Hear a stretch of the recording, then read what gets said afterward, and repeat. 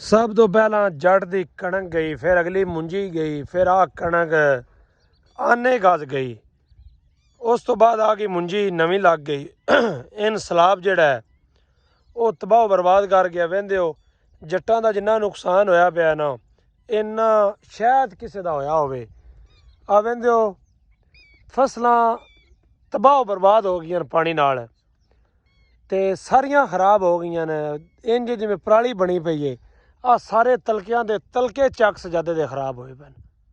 ਥੋੜ੍ਹੀ ਜਿਹੀ ਨਹੀਂ, ਇਹ ਸਮਾਂ ਦੀ ਤਾਦਾਦ ਨਾਲ ਹੈ।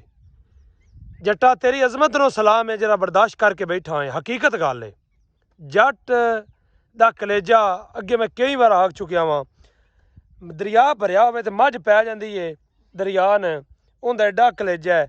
ਜੱਟ ਦਾ ਵੀ ਉਹ ਹਿਸਾਬ ਹੈ, ਸਵਾਂ ਦੇ ਹਜ਼ਾਰਾਂ ਦੇ ਏਕੜਾਂ ਦੇ ਹਿਸਾਬ ਨਾਲ ਜੱਟ ਵੀ ਆਪਣੀ ਫਸਲ ਖਰਾਬ ਕਰਕੇ ਬਰਦਾਸ਼ਤ ਕਰਕੇ ਬੈਠਾ ਹੈ। ਵਾਹ ਜੱਟਾ ਤੇਰੀ ਅਜ਼ਮਤ ਨੂੰ ਸਲਾਮ ਹੈ। ਆ ਵਹਿੰਦੇ ਹੋ ਸਾਡੀ ਕਿੰਨੀ ਮੁੰਜੀ ਖਰਾਬ ਹੋ ਗਈ ਹੈ, ਸਵਾਂ ਦੀ ਤਾਦਾਦ ਨਾਲ ਹੈ, ਚੱਕ ਸਜਾਦੇ ਦੀ। ਲੇਕਿਨ ਅਗਰ ਮੈਂ ਸਾਰੇ ਜ਼ਿਲ੍ਹੇ ਦੀ ਗੱਲ ਕਰਾਂ ਤਾਂ ਫਿਰ ਮੇਰੇ ਅੰਦਾਜ਼ੇ ਨਾਲ ਹਜ਼ਾਰਾਂ ਦੀ ਏਕੜ ਨਾਲ ਗੱਲ ਬਣਦੀ ਹੈ।